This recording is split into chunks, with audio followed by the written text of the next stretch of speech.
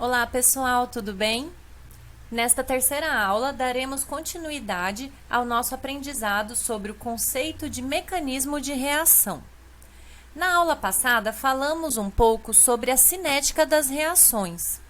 Nós vimos que a investigação da cinética da reação é realizada experimentalmente, variando-se a concentração dos reagentes e determinando-se a influência dessa variação na velocidade e formação do produto. Cada reação química pode ter a sua velocidade expressa por meio de uma equação.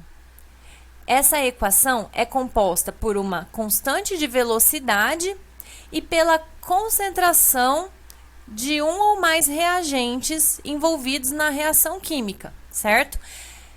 Quais reagentes e qual a proporção, qual a influência desses reagentes na velocidade da reação, isso tudo vai ser determinado experimentalmente, ok? Em relação à constante de velocidade, sabe-se também que o valor dessa constante aumenta com a temperatura. Isso foi determinado por Arrhenius em 1889. E hoje sabemos que a constante de velocidade está relacionada com a energia de ativação de uma reação. Então, a energia de ativação controla a velocidade da reação. Essa energia de ativação é uma barreira energética que precisa ser superada para que os reagentes sejam convertidos em produtos. Então, seria algo assim, por exemplo. Essa daqui é a energia de ativação. Quanto maior a energia de ativação, ou seja, quanto maior a barreira energética que precisa ser superada, mais lentamente se processará essa reação. Quanto menor a energia de ativação, mais facilmente, mais rapidamente essa reação acontecerá. Então, a constante de velocidade está relacionada com a facilidade de superar essa energia de ativação. Então, quanto maior a constante de velocidade, isso significa que essa energia de ativação é pequena, então é mais fácil de ser superada. Então, o mecanismo de reação proposto tem que ser coerente com a cinética da reação que foi determinada experimentalmente. Nós também já vimos que a proposta de um mecanismo de reação se fundamenta em dados experimentais. Então, elas dependem da estrutura do produto, da estereoquímica do produto, da cinética da reação e também da avaliação termodinâmica da transformação química. Então, na aula de hoje, nós vamos falar um pouco sobre termodinâmica. Aqui temos dois exemplos de diagramas de coordenada de reações. Temos esse diagrama e este outro aqui.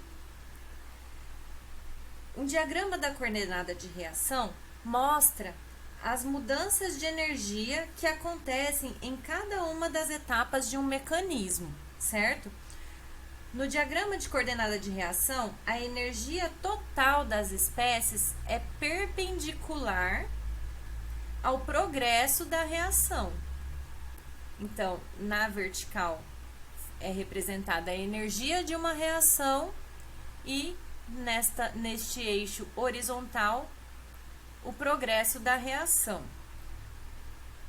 A reação progride da esquerda para a direita. E a energia dos reagentes é colocado do lado esquerdo, o nível energético é do lado esquerdo, e a energia dos produtos mais para o lado direito. O mesmo ocorre aqui, a energia dos reagentes, a energia dos produtos. Vejam que em ambos os casos, os reagentes, para serem convertidos em produtos, precisam superar uma barreira energética que nós vimos na aula passada, que é a energia de ativação.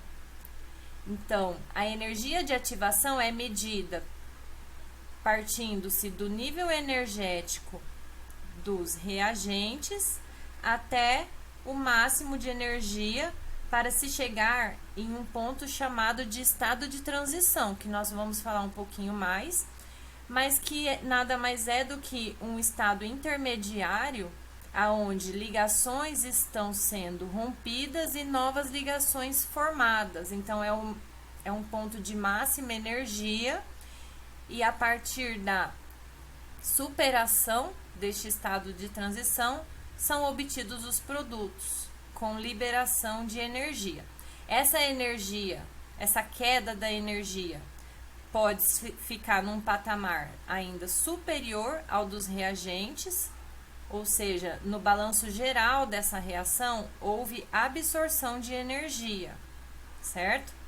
Ou após o estado de transição, a liberação de energia pode levar a produtos num nível energético inferior ao dos reagentes, ou seja, são produtos mais estáveis, houve liberação de energia. Então, são duas medidas que são realizadas aqui. A energia de ativação é medida do nível do reagente até o estado de transição. Então, esta é a energia de ativação nesse gráfico em azul, e aqui a energia de ativação, ó, do nível do reagente até o estado de transição. Aqui a energia de ativação neste gráfico em vermelho. Já o balanço geral de energia é determinado pela energia dos reagentes e energia dos produtos. Então, aqui é possível observar que o nível energético dos produtos é maior. Então, houve absorção de energia, certo? Houve ganho de energia. Aqui, o nível energético dos produtos é menor do que o dos reagentes. Então, houve liberação de energia, perda de energia, certo? Então, numa transformação química ou física, a quantidade de calor envolvido, seja absorvida ou calor liberado, é representado por variação de entalpia. Mas o que é entalpia? Para compreender um pouco sobre este conceito de entalpia, vamos falar rapidamente sobre a primeira lei da termodinâmica. Esta lei trata da conservação de energia e foi formalizada por Rudolf Clausius em 1850.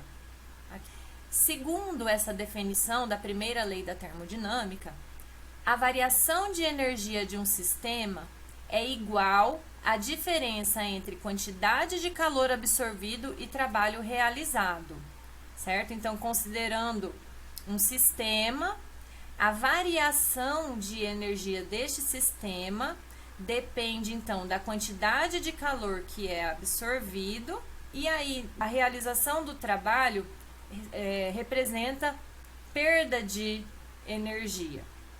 Então, nessa equação, a variação de energia é igual ao calor absorvido menos o trabalho realizado. Então, essa aqui é a equação que representa a primeira lei da termodinâmica. Numa transformação química ou física, a quantidade de calor é representada pela variação de entalpia, que é representada por este símbolo, ΔH. Então, ΔH é igual à quantidade de calor. Então, substituindo nesta equação da variação de energia do sistema, fica que ΔH é igual à variação de energia do sistema mais o trabalho. A maioria das transformações químicas e físicas ocorrem a pressão constante, porque geralmente são em sistemas abertos. Então, quando os processos envolvem somente líquidos e sólidos, a variação de volume será muito pequena e o trabalho envolvido é desprezível quando se compara com o calor que foi absorvido. Mesmo em casos envolvendo gases, nos quais o trabalho de expansão é maior, novamente o trabalho costuma ser pequeno quando se compara com o calor absorvido. Então, pode-se fazer uma nova relação desprezando-se o trabalho realizado. E dessa forma, considerando que o calor absorvido é muito maior do que o trabalho realizado, pode-se dizer que a variação de entalpia é praticamente igual à variação de energia do sistema, certo? Despreza-se o trabalho, então fica que a variação de entalpia é praticamente igual à variação de energia do sistema. Entalpia é o conteúdo de energia total de um sistema. É uma energia que pode ser transformada em calor, e essa energia está na matéria. Porém, só se pode calcular essa energia quando ela é transferida.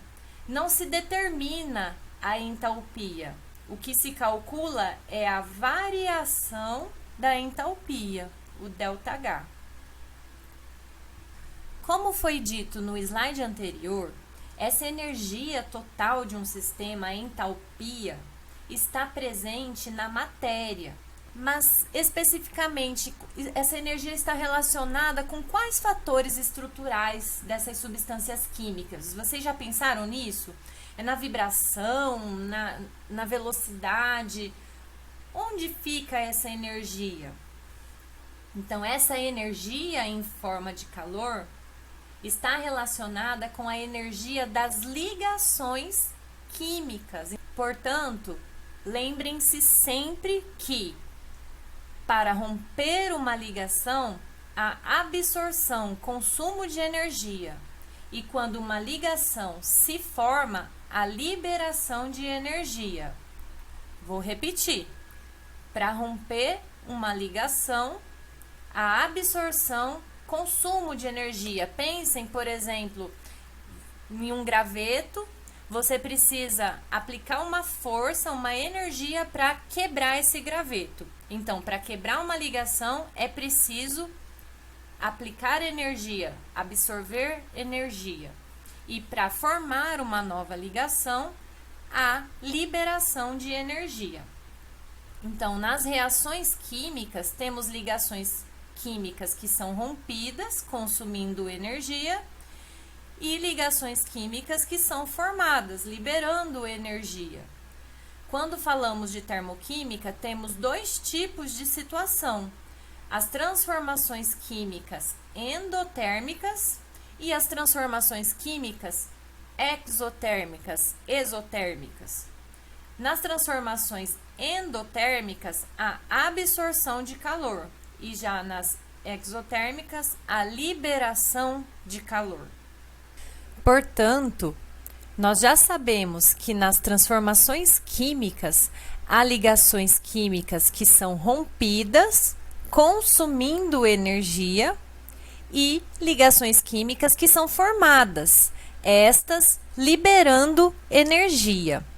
A cada ligação é associada uma energia de ligação. E essa energia de ligação entre elementos tem valores específicos, e estes valores encontram-se devidamente tabelados. Então, por exemplo, nesta tabela, nós podemos observar as energias de ligação de alguns elementos químicos. Por exemplo, uma ligação hidrogênio-hidrogênio tem uma energia de ligação de 436 kJ/mol.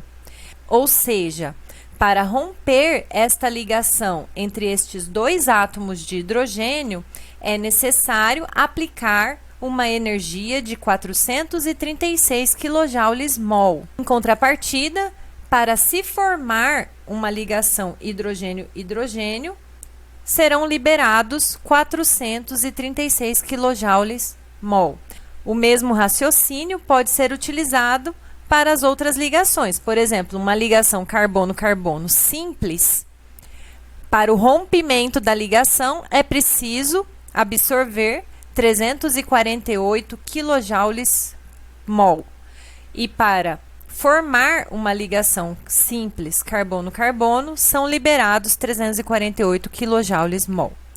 E o ΔH corresponde à diferença entre a energia consumida no rompimento das ligações dos reagentes e a energia liberada na formação de ligações que geram os produtos. Vamos abordar este assunto da seguinte forma: considere que a entalpia inicial é a energia contida no reagente da reação, a entalpia final é a energia contida no produto da reação, e a variação de entalpia é a diferença entre entalpia final e entalpia inicial. Vamos aplicar esta abordagem primeiramente para uma reação exotérmica. Este termo exotérmica já nos passa várias informações sobre esse tipo de reação. Esse prefixo exo vem do grego e significa para fora, e terma também é uma palavra de origem grega que significa calor. Então, a palavra exotérmica significa calor para fora. Então, podemos entender que há liberação de calor nesse processo. E nós já vimos que quando há liberação de calor, a variação de entalpia, o ΔH, é menor que zero, ele é negativo. Então, em uma reação exotérmica, no balanço das energias, a energia necessária para a formação de novas ligações prepondera. Então, lembrem-se que para a formação de ligações, há liberação de energia. Então, isso quer dizer que está acontecendo uma liberação de energia em uma quantidade maior do que foi necessário, né, absorver de energia para o rompimento das ligações dos reagentes.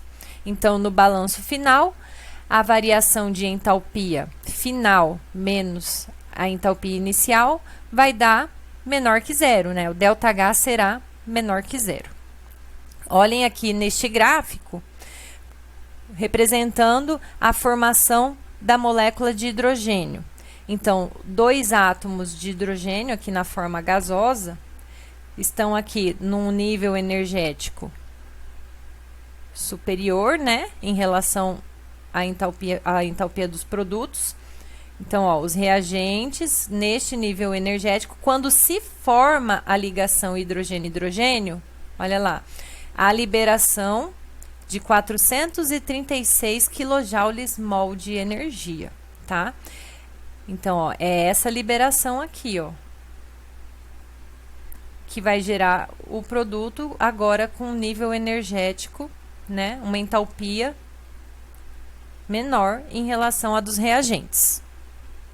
Então, essa reação representada aqui é uma reação exotérmica, a liberação de calor. O ΔH é negativo, é menor do que zero.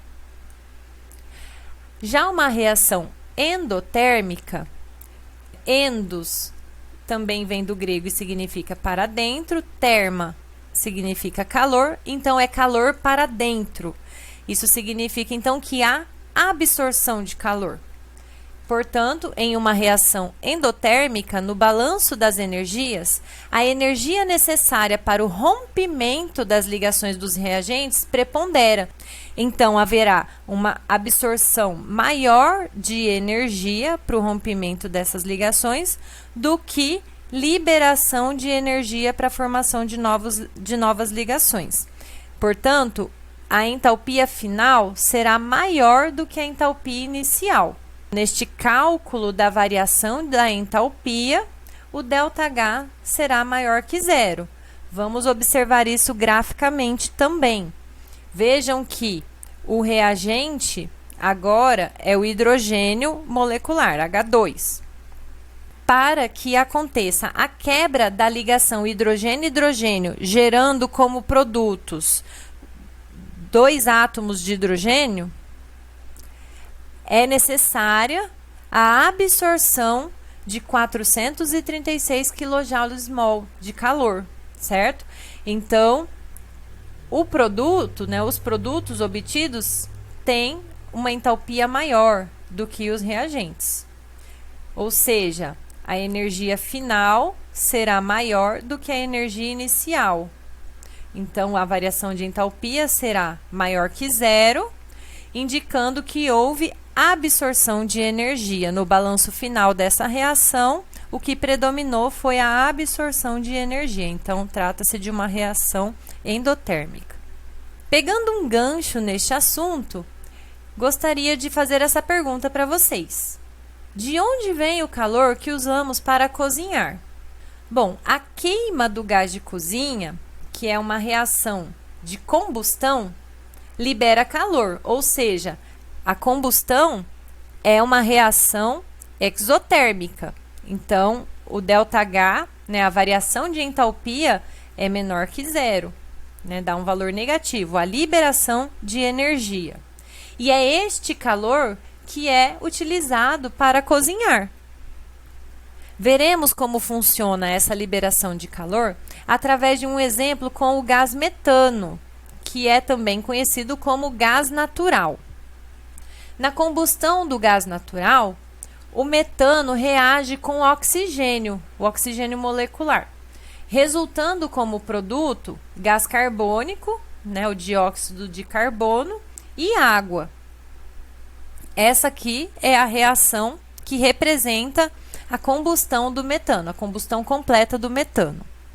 A variação de energia de uma reação química, a variação de entalpia, é a diferença entre o que é consumido, ou seja, ligações rompidas, e o que é liberado de energia, por meio das ligações formadas. Vejam que estou sendo repetitiva para que essa informação realmente fique impregnada em vocês, no conhecimento de vocês. Aqui temos um gráfico mostrando, né, os patamares de energia dos reagentes, metano e oxigênio. Haverá liberação de energia ao final do processo, formando gás carbônico e água. Vejam que aqui não estamos mostrando a energia de ativação do processo, certo? Mas aqui o que estamos mostrando é a variação de entalpia apenas. Então, vejam que na combustão do metano serão quebradas 4 ligações simples carbono-hidrogênio e também serão quebradas 2 ligações duplas entre átomos de oxigênio. Vejam aqui, ó, a molécula do metano, os carbonos com os hidrogênios. Então, são essas 4 ligações simples carbono-hidrogênio que serão quebradas. E 2 moléculas de oxigênio, sendo que os átomos de oxigênio estão ligados por uma ligação dupla. Então, são 2 ligações duplas entre oxigênios que também serão quebradas. A energia de ligação entre um átomo de carbono e um de hidrogênio apresenta um valor aproximado de 412 kJ por mol. Como são 4 ligações carbono e hidrogênio que estão sendo rompidas, a energia necessária para o rompimento dessas ligações será 412 kJ/mol vezes 4, resultando em um valor de 1.648 kJ/mol para romper 4 ligações carbono e hidrogênio. O valor da energia de ligação oxigênio-oxigênio, né, de uma ligação dupla, é de 496 kJ. Como são 2 ligações duplas que serão rompidas, este valor é multiplicado por 2, resultando em 992 kJ/mol que precisam ser absorvidos para o rompimento dessas 2 ligações duplas oxigênio-oxigênio. Somando este valor com o valor necessário para o rompimento das ligações carbono e hidrogênio, nesta etapa de rompimento de ligações, serão consumidos 2.640 kJ/mol. Para a formação das ligações agora. Então, serão formadas 2 ligações duplas carbono-oxigênio, certo? Ó, uma ligação dupla do carbono com este oxigênio e uma ligação dupla do carbono com este oxigênio. Então, a energia de ligação dupla carbono-oxigênio tem um valor de 743 kJ/mol, Como são duas ligações, este valor é multiplicado por 2, resultando em 1.486 kJ por mol, que serão liberados com a formação desta molécula de CO2. Para a formação da água, uma molécula de água é composta por duas ligações oxigênio e hidrogênio. Mas, nessa reação, serão produzidas duas moléculas de água. Consequentemente, serão formadas 4 ligações oxigênio e hidrogênio. 1, 2, 3, 4. Portanto, o valor da energia de ligação oxigênio e hidrogênio será multiplicado por 4, resultando neste valor, 1.852 kJ por mol, que serão liberados para a formação de duas moléculas de água. Somando estes dois valores, nesta etapa serão liberados 3.500 kJ por mol. Resumindo, com a quebra das ligações dos reagentes, foram consumidos 2.640 kJ por mol. Então, nesta etapa, foram absorvidos 2.640 kJ por mol. Com a formação das ligações dos produtos, foram liberados 3.500 kJ por mol. Portanto, a variação de entalpia desta reação consiste na diferença entre 2.640 kJ que foram absorvidos para o rompimento das ligações, menos 3.500 kJ que foram liberados com a formação de novas ligações. Este valor resulta em menos 860 kJ por mol, ou seja, houve a liberação de 860 kJ na forma de calor. Percebam que com esta liberação de energia, a entalpia dos produtos é menor do que a entalpia dos reagentes. É por isso que no cálculo da variação de entalpia, a entalpia dos produtos menos a entalpia dos reagentes dará um valor negativo, que é o que está mostrado aqui pelo cálculo da diferença das energias das ligações dos reagentes e dos produtos envolvidos nessa reação. Então, notem que houve mais liberação de energia do que absorção, ou seja, o calor liberado, esse calor liberado é maior do que o calor que foi gasto, na quebra das ligações. Então, houve liberação de energia nesta reação num valor de 860 kJ/mol. Trata-se, portanto, de uma reação exotérmica. E isso todo mundo sabe. A queima do gás natural libera calor, é uma reação exotérmica e é exatamente este calor que nós utilizamos para cozinhar. Pegando um outro gancho neste assunto, vamos falar um pouco sobre os alimentos. Então, os alimentos possuem em sua composição carboidratos, que são açúcares, e também gorduras, entre outros nutrientes. Mas, considerando estes dois nutrientes, qual deles é mais calórico? Ou seja, qual destes dois nutrientes, carboidratos e gorduras, qual deles libera mais energia? Os alimentos mais calóricos possuem nutrientes cujo metabolismo, que são reações de combustão, libera mais calor. Se esse calor liberado na forma de energia química não for utilizado, ele será armazenado na forma de reservas de energia, principalmente como gorduras. Portanto, os alimentos mais calóricos trazem uma maior possibilidade de obesidade, se o organismo não consumir aquela energia que foi produzida pela ingestão desses alimentos.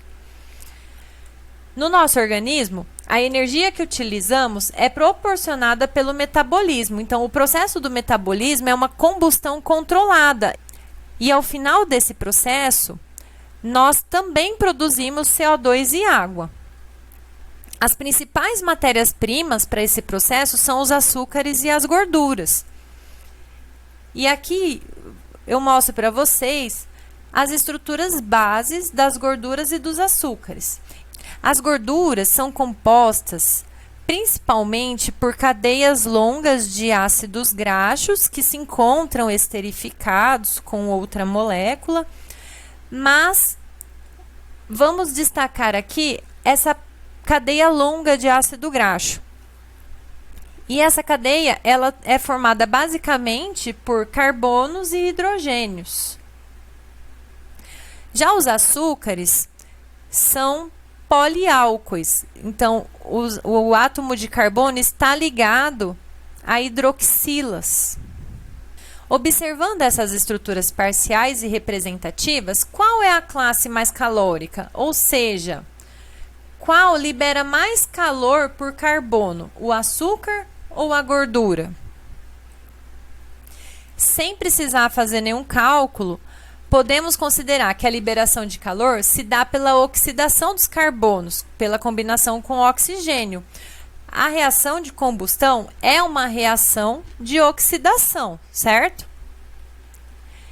Então, se observarmos as estruturas, percebemos que no açúcar, o carbono já está parcialmente oxidado, porque ele já está ligado a um oxigênio.